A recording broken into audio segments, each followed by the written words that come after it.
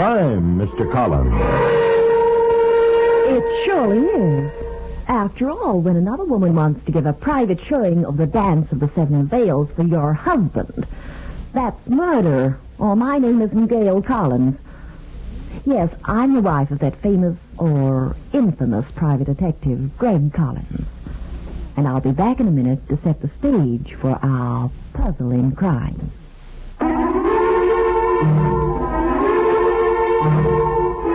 It's a crime, Mr. Collins. I call this adventure the Dull Blue Treasure, Jack. Okay, Gail, but you said something about the Dance of the Seven Veils. I did. Get that wolfish look out of your eyes. Well, all right, but let's get to this yarn, ma'am. I've got to hear about that dance. Well, Greg and I were in our hometown for a change in San Francisco.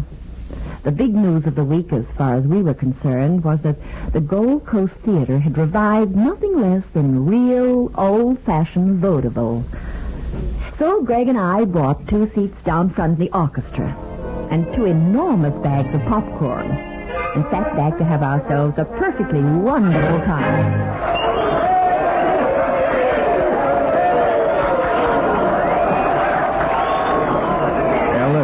They're changing the card. The next act is Slappy McTavish.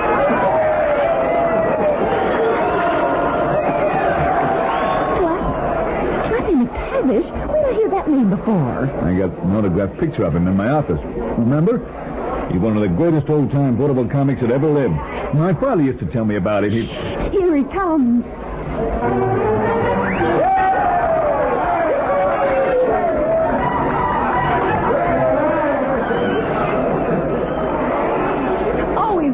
Greg in that red wig and those baggy pants.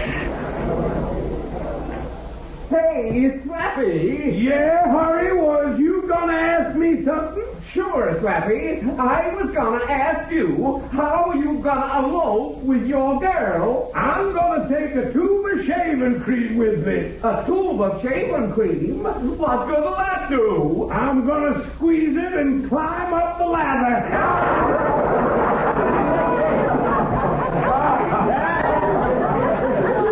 Ladies and gents, I will now render meaning to tear apart, that beautiful Ballard. Run into the roundhouse, Nellie. He can't corner you there. I've got to stop that Slappy from singing. I'll bet he hits him with a custard pie, Greg. No, he's going to do the rubber knife gag. See, Gail? See that big knife the stooge has?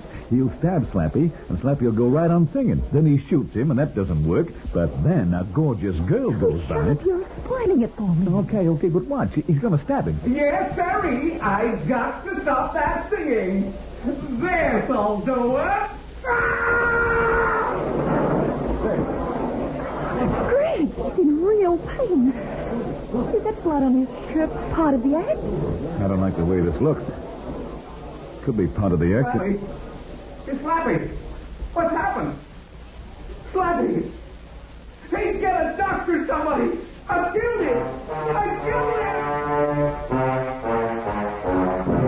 Greg and I fought our way out of the crowd in that theater and started snooping around backstage. All right, genius. Where do we start? We start by talking to that old gentleman standing by the curtain roof. Say, Pop. Yes, son? What can I do for you? Pop, my name's Collins. This is Mrs. Collins. How do you do? I'm a private detective. My boy, I've told the police everything I know. Of course, I'll be glad to answer any more questions. Did you get to see much when they knocked out Slappy? Nope. You see, my job here is raising and lowering the curtain. That knife scene's usually pretty long. It gets a lot of laughs. So I was just squatting off in the wings there, trying to light my pipe without the fireman seeing me. A terrible thing that was, son, when Slappy died. We all love Slappy, you know. Anybody else in the wings when the act was on, Pop? Yep, Candy Treverne. She's the veil dancer. I saw her standing around, and Jackie Steen, he's the prop man. There he is, over there. He's the man to talk to first, Greg. The rubber knife that turned out to be made of steel is a prop, isn't it? And is Jackie Steen would be in charge of it? There's someone much more important that we have to talk to first, Gail. Who's that? The man who actually stabbed Slappy. Harry Cash? Oh, he's upstairs. He's all broken up. The police didn't get a word out of him. He needs a doctor. Harry does. Which dressing room is Harry's, Pop? Right up that little iron stairway, Mr. Collins. Dressing room 60. Come in. Oh, Mr. Cash, my name is Collins. I'm a private detective. This is my wife, Gail. Hello, Mr. Cash. What do you want? Got any ideas about who did the job on Slappy? We spoke to Pop downstairs. The old guy that works the curtain. Yeah, he's whacked up, too. What'd he tell you? It was very touching, Harry. He said everybody loved Slappy. It didn't have nothing to do with Slappy. Nothing personal. It's probably account of the diamond. Slappy was just part of the whole setup. Diamond? Now we're getting somewhere. Who's Diamond? I told this to the cops. How many times do I got to go through this? There was a babe named Helen Lamont. She was an actress, made a lot of dough. Me and Slappy and Pop and Candy and Jackie, we all worked with her. 18 years ago. She was an all right kid. He played every tank town in the country with Helen. Her only trouble was every time she made a buck, she gave it away. She got pneumonia one night after the show in Fort Wayne. Just before she died, she said she wanted to leave something with the gang. It was a diamond with a carload of lettuce, an uncut stone. It was all she had. No savings, no nothing. She told us to cash it in and split up the dough. Did you do it? Well, we started to, but none of us had the heart. We decided to keep it. We bought a safe deposit box in a bank. Each of us had a key. And then the market crashed. Vaudeville blew up. We couldn't help ourselves.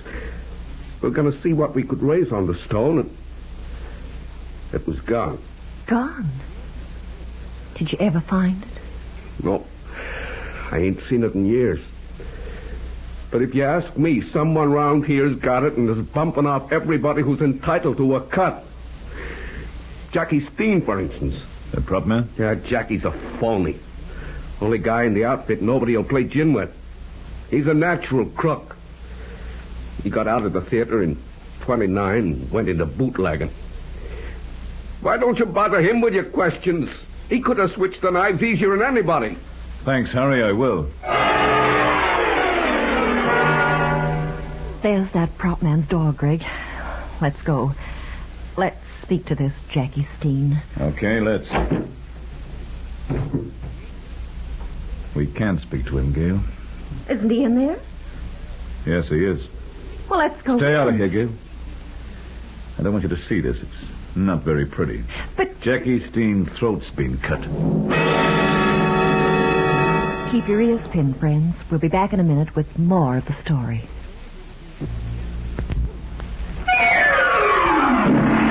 It didn't take any more persuasion from Greg for me to forget about Jackie Steen, lying in the prop room with his throat cut. I've been through plenty of killings with Greg, but I still can't stomach the really vicious ones. The police weren't at all happy since Jackie Steen had been murdered under their very noses. While they poked around in the prop room, Greg was ready to visit a new customer. And a very fancy customer she was, too. Well, this is Candy's dressing room, Gail. Now, you wait outside. You've got a good case. Me? Wait outside? While you're in there alone with a veil dancer? Now, Gail, don't be ridiculous. I'm going in here to talk to her about the case. I'm going in on business. What kind of business? It's all perfectly legitimate. Mm-hmm. Oh, I'm not susceptible to women like that. I'm going to give you 5 minutes in there, Greg, and if you're not out... Okay, it's a deal. The last time you spoke to a female suspect, you came out of the room with lipstick all over you. Well, she was the impulsive type. So am I. Whenever there's monkey business, I stop throwing things. You won't have to. Bye, darling. Bye, dear. Come in. Miss Treverne? Hello. I'm Greg Collins. I'm investigating Slappy McTavish's death. Sit down, Mr. Collins. Have a drink? No, thanks. Don't drink, huh? Oh, sometimes. I know your type. Knew it the minute you walked in. The outdoorsy kind. Big, broad shoulders. You from the West? Uh-huh. I kind of suspected that, too. Miss Treverne... Don't be so formal. My name's Candy. Candy. Now, about this diamond left to you and your friends by Helen Lamont. Did you catch my act?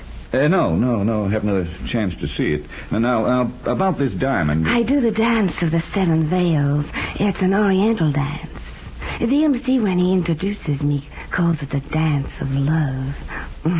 Want to see a little bit of it?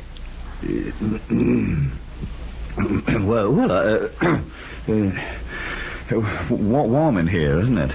I do a brand new version of it. Most girls take the veils off, but I put them on, one by one.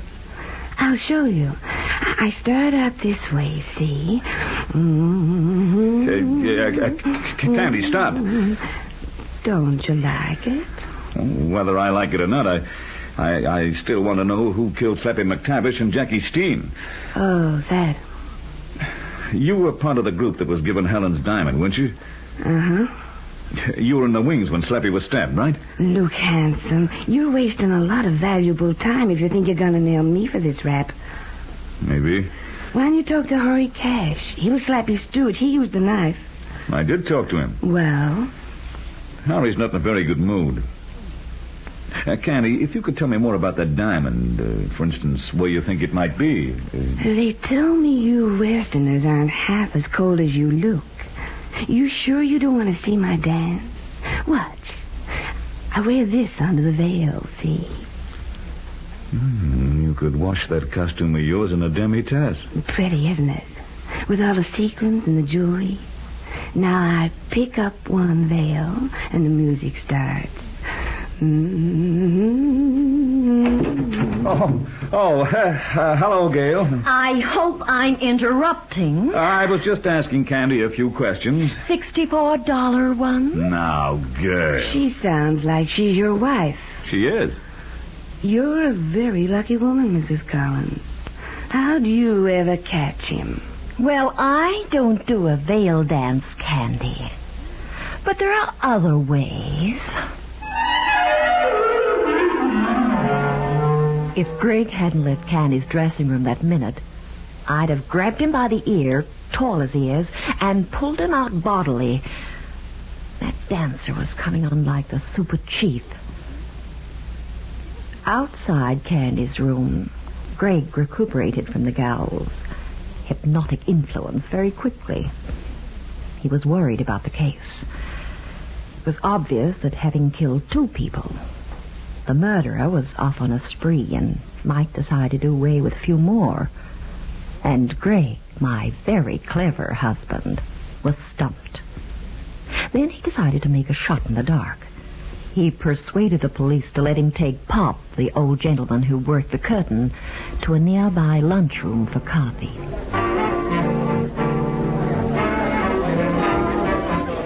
Greg thought the sweet old geezer might give him a clue about Harry Cash or Candy. Pop, this actress that died, Helen Lamont, did you know her very well? Yeah, I certainly did, Mr. Collins. You know, she was the kindest and gentlest and most beautiful gal that you've ever seen. Would you like to see a picture of her, Mr. Collins? Got one, Pop? Oh, I got dozens of them. Here, in my wallet. I kept all the clippings about her. Go on. Take a look at him. You'll just see what the newspaper boys thought of Helen. Mm-hmm. Yeah, that was Boston. And there's Philadelphia. And there's a swell picture of her, isn't it? Yeah. Pop, could I keep one of these clippings? Would you mind very much? I'll give it back to you tomorrow. Go right ahead, Mr. Collins. Yeah. This clipping will do. Yeah, I just want a picture of her. Have you finished your copy, Pop? I want to get back to the theater. You got an idea about who's been doing all the killing? Well, Pop, you know, you can't fish without bait. That's been my trouble up till now. But at last I have some bait. Don't go away. In just a moment, we'll bring you the climax of the case. When Greg returned to the theater with Pop, the show was on again. The manager had put up a very convincing, tearful performance for the police about how the show must go on. Actually, of course, what worried him was the money he was losing as long as the box office was closed. I knew my Greg had got hold of a very worthwhile clue because he was behaving strangely, like a foxhound that's got the scent. He took me into the stalls as the first act ended.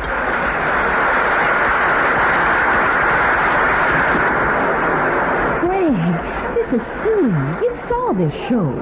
I never got to see Candy do a veil dance, though. If that's why you brought me here... Sit down, baby. Take it easy.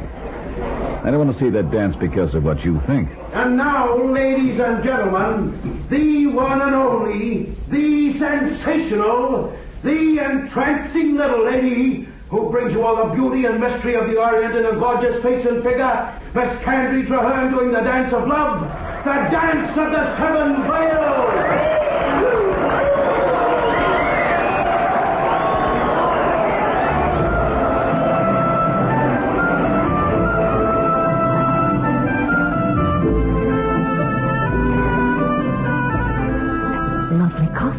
She almost has on, isn't it? Of course, she had to make it sparkle with all that 5 and 10 cent store jewelry. Craig, I said that's a love... Oh, Greg, will you come out of that trance and stop staring at her? It's positively insulting to me. That's it. Come on, Gail, I've got the answer. We're going backstage. But why? What are we going to do? What are you up to? Promise not to give me a fast left of the chin if I tell you. Uh-huh. I'm going to solve this case by... Yeah? By having a very close look at Candy's costume.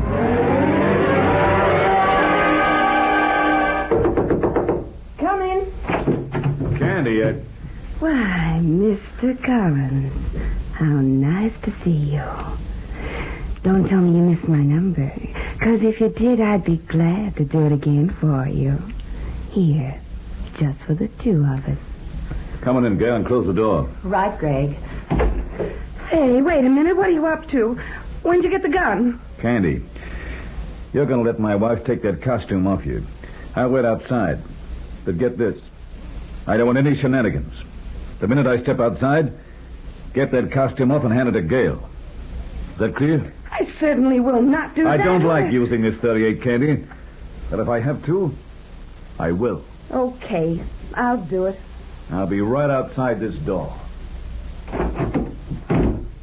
And make it fast in there. Shouldn't take me more than 5 seconds, Greg. Come on, come on.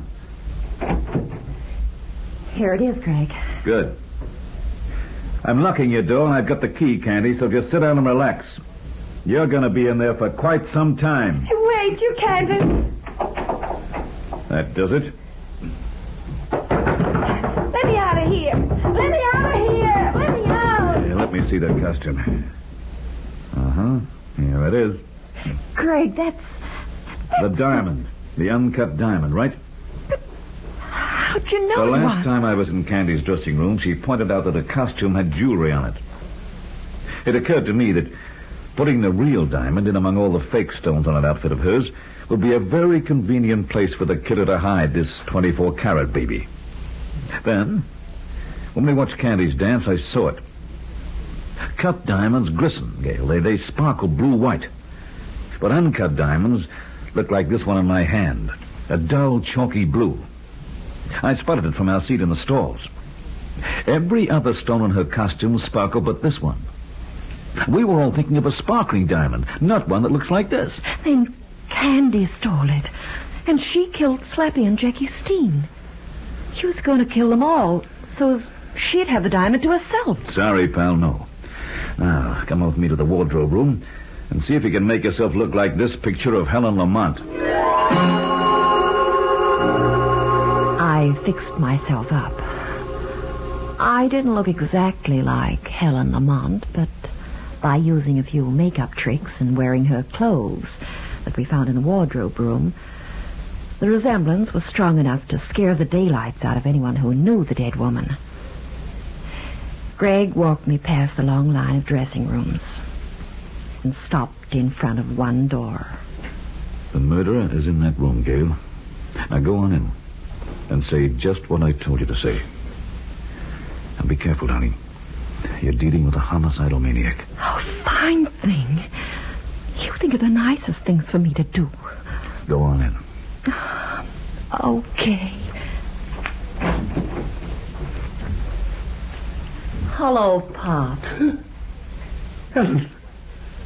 Helen Lamont. They do call you Pop now, don't they? But I remember you when you were young. No, you're dead. You're dead. You can't come back. Helen, you found the diamond.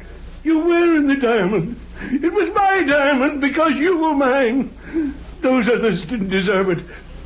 They wanted to sell it, but not me. I kept everything of yours. Your clothes, your makeup. And your diamond traveled wherever the show went. I always hid it as part of the show. I loved you. And you loved me.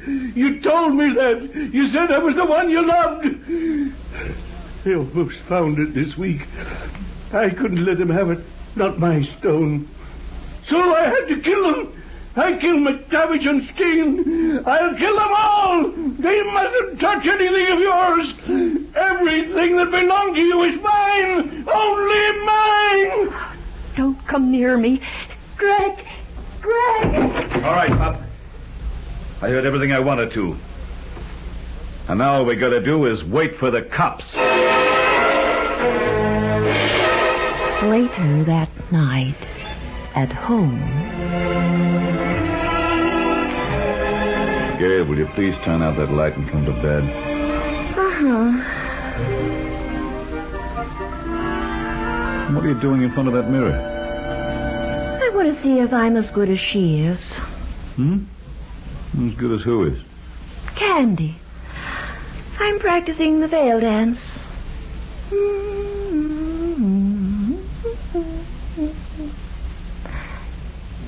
Greg. How'd you know Pop was who you were looking for? From the newspaper clipping you showed me. The one with a picture of Helen Lamont? Uh-huh. Didn't you see the man standing next to her in the picture? All you had to do was take about 15 years off Pop, and he was the man. Besides, underneath it said he did a knife act with Helen. A real knife act. Not one of those phonies with a fake backboard where the knives pop out. So, you take Pop and his knives. All you have to do is get him into a confession by dressing your wife up like Helen Lamont. There was only one thing I admired about Pop. What was that?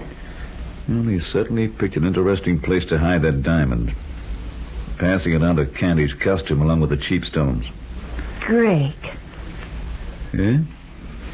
Could you please stop thinking about Candy? And concentrate on me? You know, that's a darn good idea. Come here, Mrs. Collins.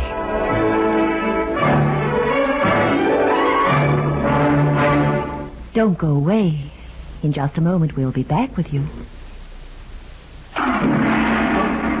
Well, folks, Gail and I hope you enjoyed our adventure, The Dull Blue Treasure.